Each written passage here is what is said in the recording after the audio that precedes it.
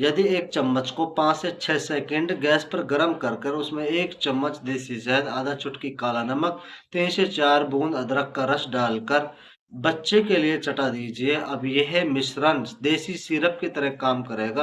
आपके बच्चों की जमी मलगम को बाहर निकाल कर फेंक देगा, फेफड़ों की जमी मलगम को बाहर निकाल कर फेंक देगा। यह समस्या ठंड के समय में सबके साथ होती है। इस मिश्रण को सभी के साथ शेयर कर दीजिए ताकि सभी भाई इससे फायदा हासिल कर सकें।